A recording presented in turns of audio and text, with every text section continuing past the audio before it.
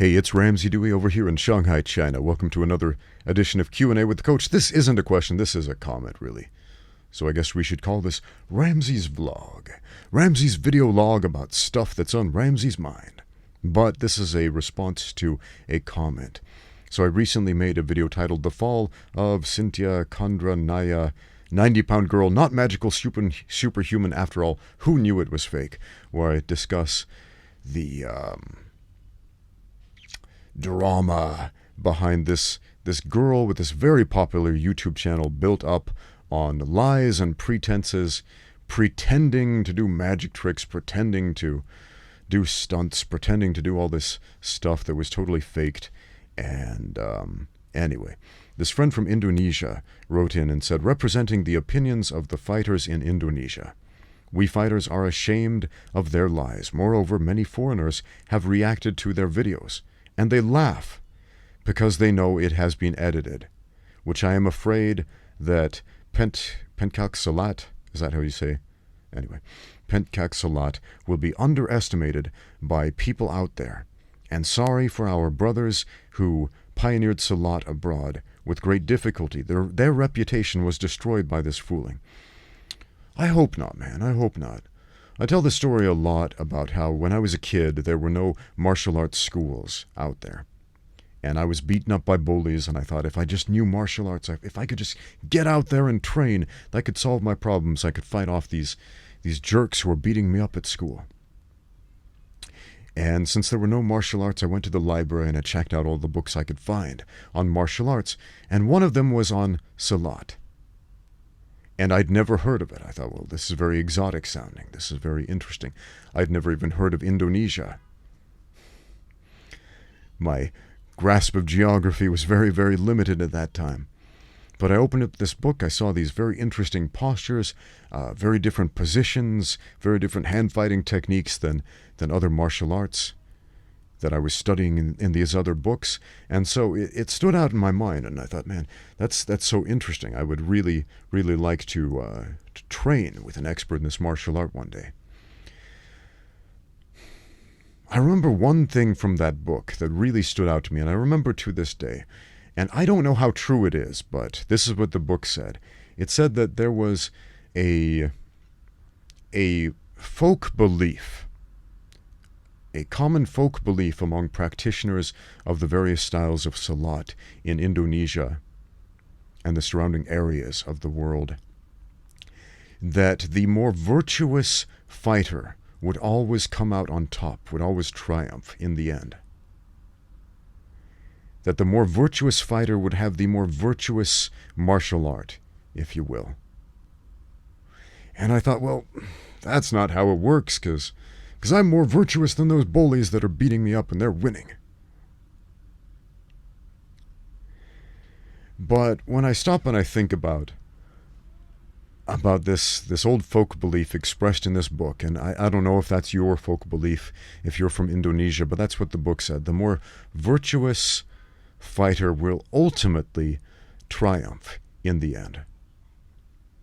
So we have a situation here where this girl and her stunt team lied to the world essentially and sullied the name of this martial art and this tradition and these beautiful traditions and principles from the people of Indonesia, and a lot of people are upset about this. A lot of people in the martial arts community in Southeast Asia are quite upset by this.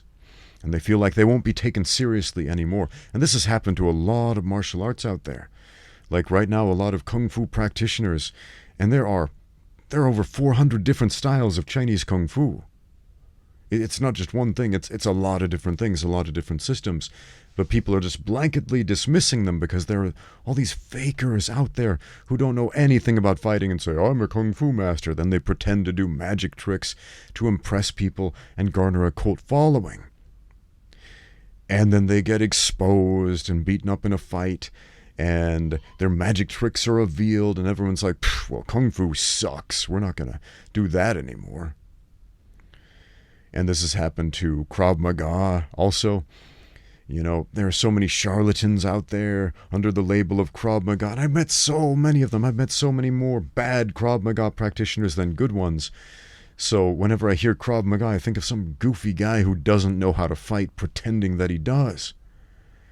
In fact, when I hear the term self-defense, this is what I think, because there are so many bad self-defense teachers. I just think of goofy guys pretending to teach nonsense to fool people. It's sad. And you'll see this with Wing Chun, because there are a lot of Wing Chun practitioners who are not very good, and they get beaten up in fights, and so people are like, oh, everything about Wing Chun is bad, and you should feel bad for doing it. The truth is not any of those extremes. It's not, man. So it's sad, it is a shame that because of people who suck, people who don't suck get lumped in with them. But that's one of the problems with labels. It's one of the big problems with labels. And I'm not telling you necessarily just remove yourself from a label, because in a lot of ways, that's part of your national identity. It's your national martial arts, right?